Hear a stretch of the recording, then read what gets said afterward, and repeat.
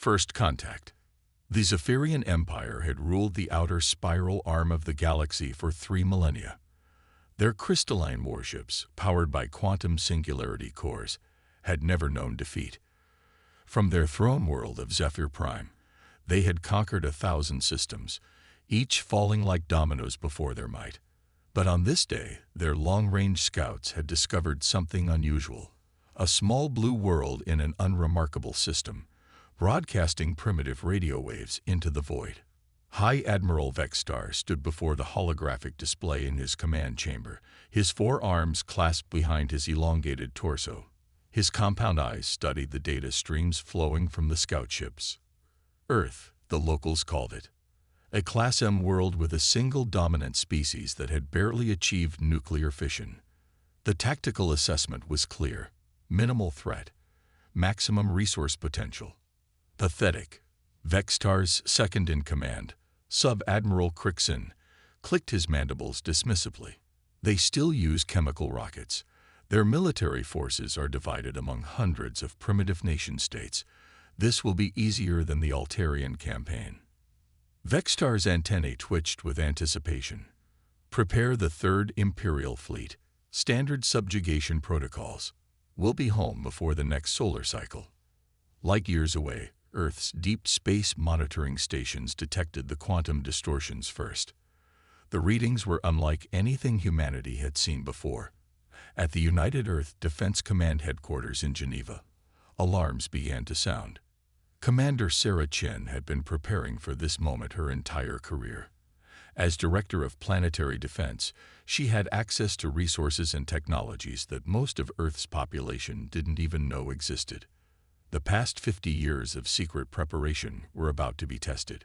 Contact confirmed, reported Lieutenant Martinez from the sensor station. Multiple quantum signatures emerging from hyperspace. Configuration matches theoretical models of artificial wormhole generation. Chen's jaw tightened. Activate Protocol 7. All hidden assets to standby. And get me a direct line to the Security Council. The world's leaders had always known this day might come, ever since the discovery of artificial structures on Mars in 2075. Humanity had been quietly preparing. The public space programs continued their slow, careful exploration, but in the shadows, a different story unfolded. Reverse-engineered alien technology, discovered in ancient ruins beneath the Martian surface, had given humanity a fighting chance. As the Zephyrian fleet emerged from hyperspace, their sensors detected Earth's orbital infrastructure. Communication satellites, a few space stations, some asteroid mining operations. Nothing that registered as a military threat. Vexar ordered his fleet into attack formation. Launch assault drones, he commanded. Target their orbital assets first. We'll blind them before the ground invasion. Thousands of attack drones swarmed from the Zephyrian carriers, their plasma weapons charging. They streaked toward Earth's seemingly defenseless satellites and stations. But as they closed to firing range, something unexpected happened. The communication satellites suddenly shed their outer shells, revealing advanced weapon platforms. Hidden energy shields snapped into existence around the space stations. From concealed bunkers on the moon, massive railgun batteries opened fire. The first wave of Zephyrian drones disintegrated under the unexpected barrage. Vexar's compound eyes widened in shock as his tactical display erupted with threat warnings. Impossible, Crixin shrieked. Their technology readings were false. Chen's voice cut through the Zephyrian command frequency, transmitted in perfect Zephyrian dialect. You're not the first to underestimate us. You won't be the last to regret it. The language had been decoded from the Martian archives, along with so much more. Humanity had spent decades studying the ruins of previous civilizations that had fallen to conquerors like the Zephyrians. They had learned from others' mistakes. Earth's hidden fleet began to reveal itself. Stealth frigates, built in secret shipyards beneath the lunar surface, deactivated their cloaking systems. The asteroid belt came alive as mining vessels transformed into warships, their cargo holds opening to reveal weapon systems that shouldn't have existed on a primitive world. Captain James Thompson commanded the lead stealth frigate, the UES Resilience. He had trained for this moment in countless simulations, but the reality was something else entirely. The Zephyrian ships were beautiful in their alien way, their crystalline hulls refracting light into prismatic patterns. Beautiful and deadly. All ships, implement Scatter Protocol Alpha, Thompson ordered. Don't give them a unified target. Hit and run tactics only. The human ships moved with a coordination that surprised the Zephyrians. They didn't fight like any species the Empire had encountered. Instead of forming traditional battle lines, they struck from multiple vectors simultaneously, their smaller vessels using superior maneuverability to exploit weaknesses in the Zephyrian formations. Vexar watched his tactical display with growing concern. The humans were using strategies he'd never seen, mixing conventional warfare with something almost chaotic. Their ships would appear, strike, and vanish before his weapons could achieve target lock. Worse, they seemed to know exactly where to hit his vessels for maximum damage. Admiral, his science officer reported, their weapons are configured specifically to disrupt our shield harmonics. It's as if they knew our technical specifications in advance. They did. The Martian archives had contained detailed information about dozens of galactic civilizations, including the Zephyrians. Humanity had spent years developing countermeasures for technologies they'd never officially encountered. Dr. Elena Vasquez watched the battle from her post at the Quantum Research Center in Switzerland.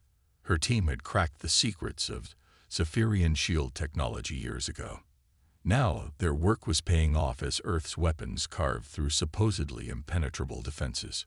Quantum resonance holding steady, she reported to Chen. Their shields are adapting, but we're staying ahead of them. Maintain frequency rotation, Chen ordered. Don't give them time to compensate. The battle raged across Earth's orbital space. Zephyrian capital ships found themselves under assault from all directions. Human fighters, smaller and more agile than anything in the Imperial fleet, darted between the larger vessels, targeting vulnerable systems with surgical precision. But the real surprise was yet to come. As Vexar struggled to reorganize his fleet, Earth revealed its true ace. The Prometheus Array.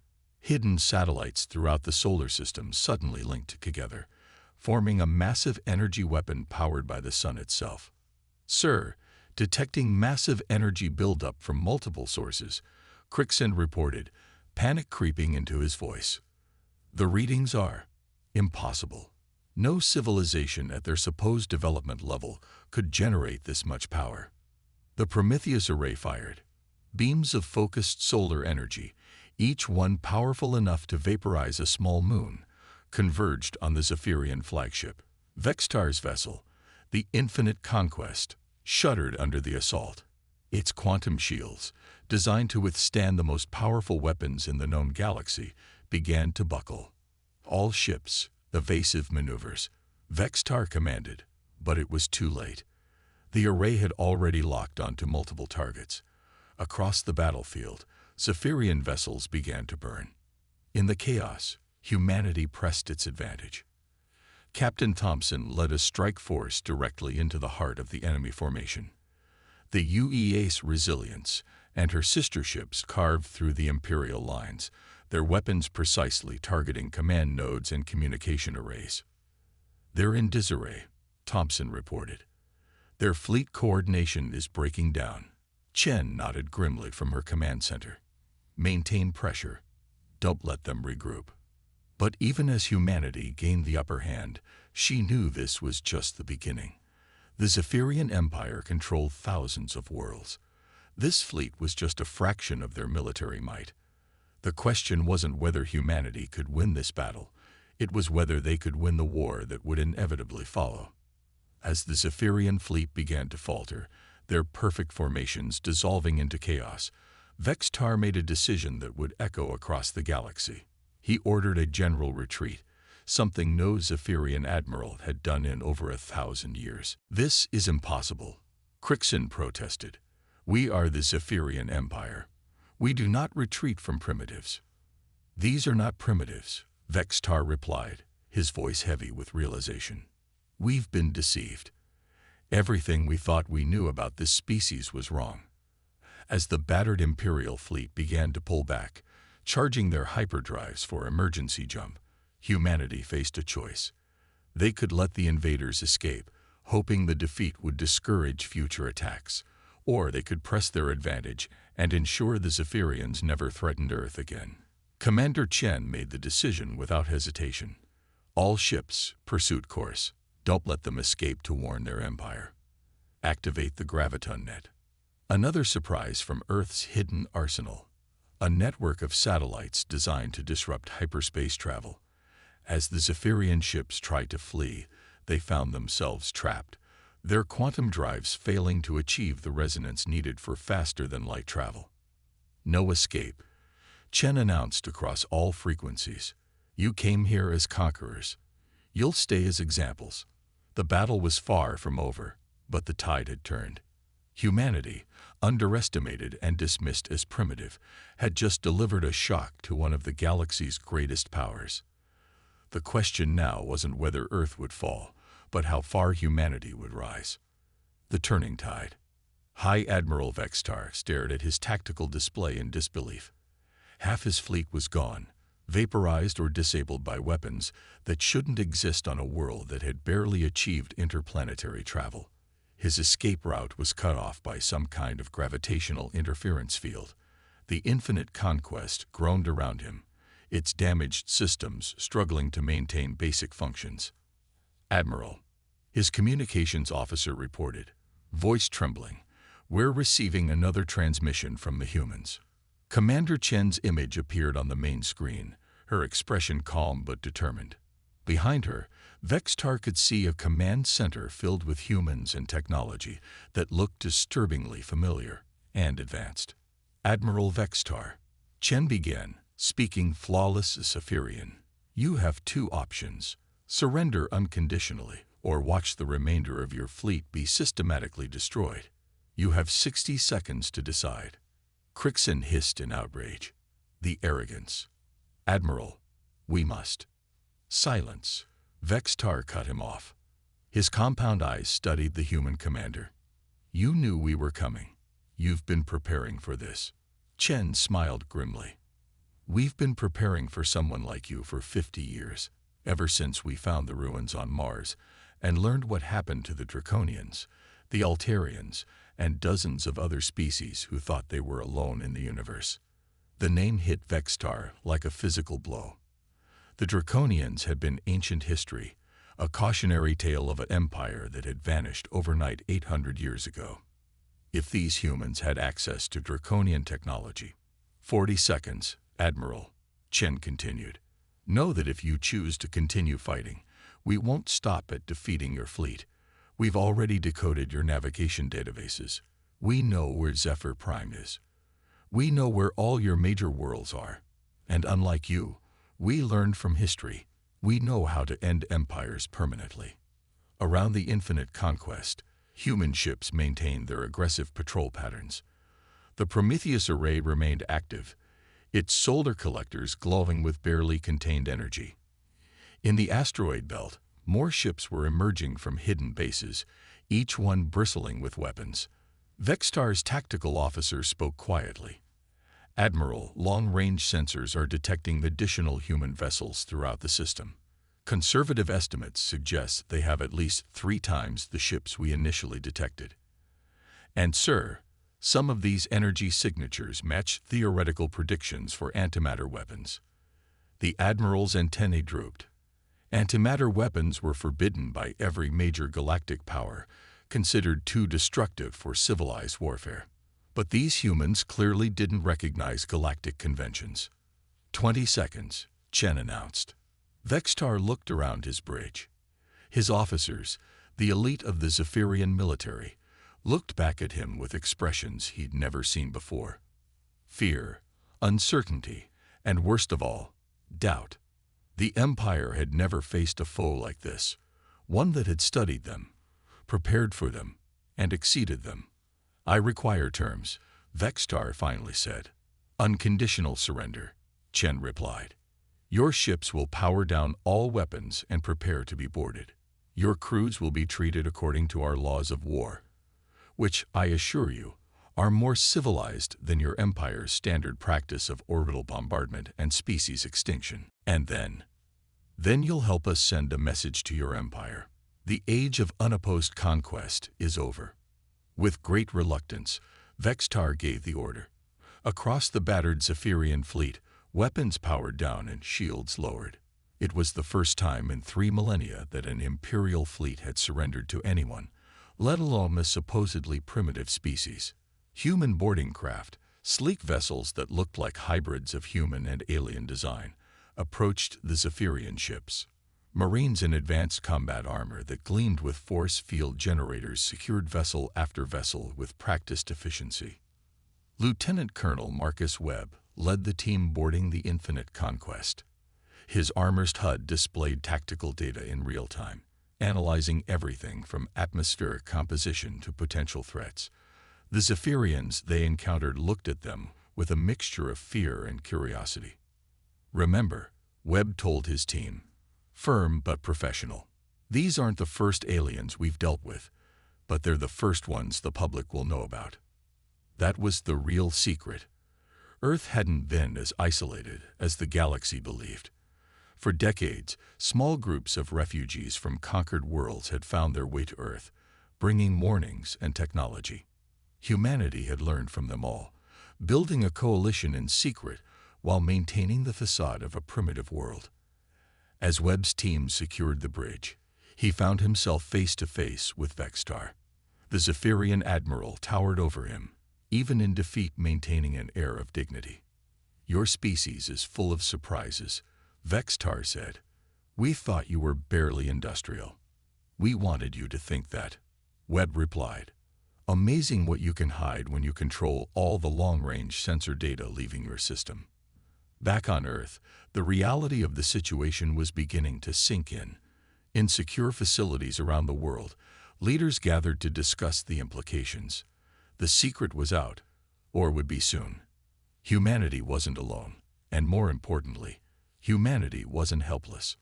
President Maria Rodriguez addressed the United Nations Security Council via encrypted channel. Ladies and gentlemen, we've just won the first battle in what may be a very long war. The Zephyrian Empire has over 1,000 worlds. They won't take this defeat lightly. But we're ready, added General Okonkwo, head of the Earth Defense Force. Our shipyards are already in full production. The Mars facilities alone can produce 100 combat vessels per month. Dr. Vasquez joined the conference from her lab. We're also making rapid progress on the next generation of weapons. The Zephyrian databases we've captured are a goldmine of technical information. Within 6 months, we'll have shields that surpass theirs. The discussion was interrupted by an urgent message from the fleet. Commander Chen appeared on screen, her expression grave. We've completed initial interrogations of the Zephyrian command staff. The situation is more complex than we thought. The Empire isn't just expanding randomly. They're fleeing something. Something from the galactic core. A chill ran through the assembled leaders. The Martian archives had hinted at ancient threats, civilizations that had risen and fallen long before current galactic powers emerged. If something was driving the Zephyrians outward, we need allies, President Rodriguez said. Real ones, not just refugees hiding on our world. Chen nodded. Already in progress. We're using Vexar's command codes to access the Empire's communication network. We're reaching out to resistance movements on conquered worlds. The Zephyrians have made a lot of enemies over the millennia. Over the following days, Earth transformed. The pretense of being a primitive world was abandoned as humanity revealed its true capabilities. Cities that had hidden advanced technology beneath historical facades now gleamed with force fields and anti-gravity transport. The orbital shipyards, no longer concealed, worked around the clock to expand humanity's fleet. But the real change was psychological. Humans had always wondered if they were alone in the universe. Now they knew they weren't. And more importantly, they knew they could stand among the stars as equals, not subjects.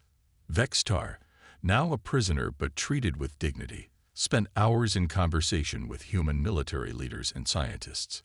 His initial fury at being defeated gave way to grudging respect, then genuine curiosity. "Your tactics are unlike anything in our military databases," he told General Singh during one interrogation session. "You fight without pattern, without the rigid doctrine that defines galactic warfare." Singh smiled. "We call it thinking outside the box. When you've had to fight each other for millennia with inferior technology, you learn to be creative. Turns out those skills translate well to space combat." The captured Zephyrian fleet was being retrofitted, their advanced systems studied and improved upon with human innovation.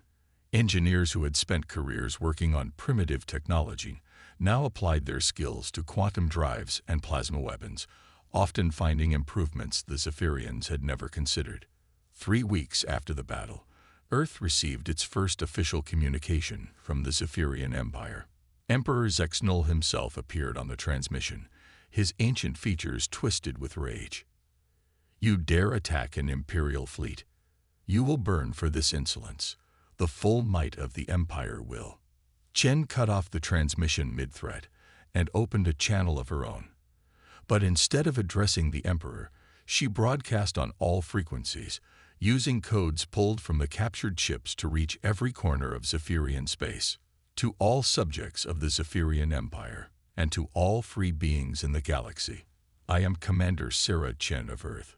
3 weeks ago, the Empire sent a fleet to conquer our world. That fleet has been defeated and captured. Let this serve as notice. The age of unopposed Imperial expansion is over." She paused, letting the words sink in across 1,000 worlds.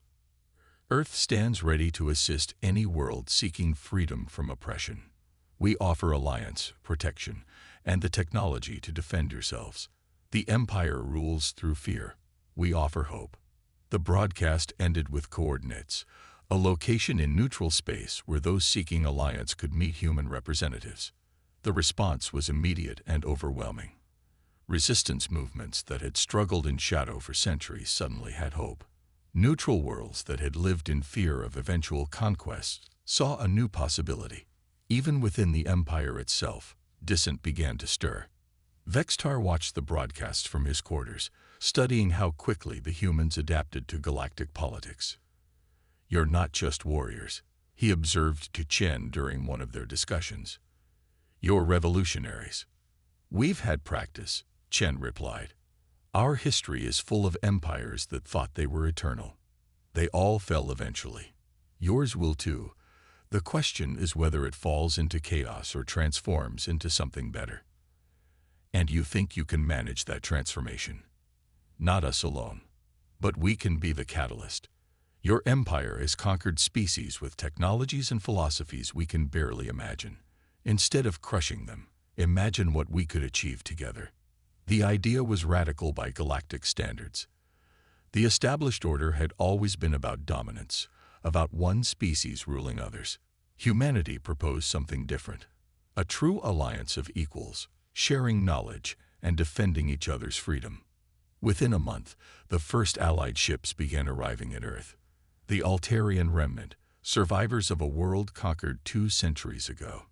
The Draconian enclaves, who had maintained their culture in hidden stations throughout the galaxy. Species the Zephyrians had written off as subjects came forward as potential equals. The revolution spread faster than anyone had anticipated. Human military advisors, trained in asymmetric warfare, helped resistance movements across the Empire strike at critical infrastructure.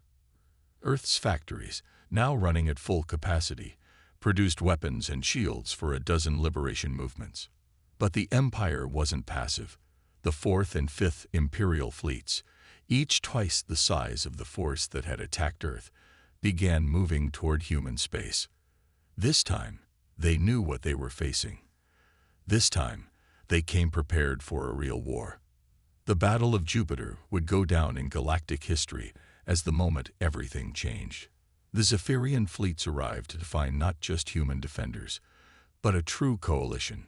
Ships from a dozen species, all using human tactical doctrines and enhanced weapons, met the Imperial force.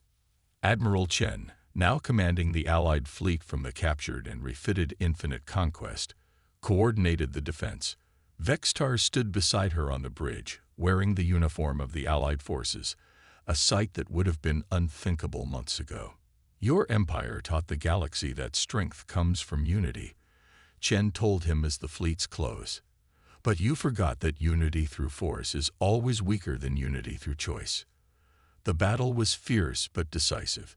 The Imperial fleets, despite their numerical advantage, couldn't match the coordinated tactics of the Allied forces. Human creativity, combined with the diverse technologies and skills of multiple species, created a fighting force unlike anything the galaxy had seen. As the Second Battle of Earth, as it came to be known, reached its climax, something unprecedented happened. Ships within the Imperial fleets began switching sides. Crews made up of conquered species, inspired by the broadcasts and the possibility of freedom, mutinied against their Zephyrian officers. The Empire's greatest strength, its vast, multi-species military, became its weakness. The beings they had forced into service now had an alternative, and they seized it. Emperor Zexnul watched the battle from his throne room on Zephyr Prime, his ancient hands gripping the armrests as report after report brought news of defeat and defection. The empire he had ruled for 8 centuries was crumbling in a matter of months. How? He asked his advisors. How did primitives from an insignificant world do this? The answer came from an unexpected source. A transmission broke through the palace's security systems, displaying Commander Chen's image alongside those of resistance leaders from across the galaxy. "You want to know how we did it?" Chen asked. "We learned. Every species you conquered, every world you claimed, left records, warnings, and lessons. Mars taught us about the Draconians. The Draconians led us to the Altarians. Each piece of the puzzle showed us more about you and about ourselves." She leaned forward, her expression serious. "But the real answer is simpler. You created us. Every oppressive empire creates its own downfall by giving people a reason to resist. We're just the catalyst that let that resistance finally succeed."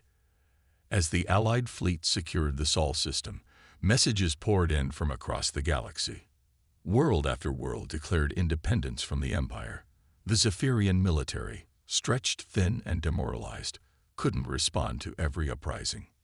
Within 6 months, the empire that had stood for 3 millennia controlled less than a quarter of its former territory.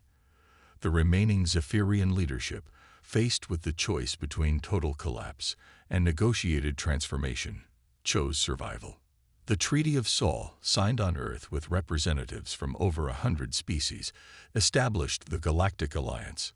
It was a new order based on principles that seemed revolutionary by galactic standards: voluntary membership, shared technology, mutual defense, and respect for all sapient life.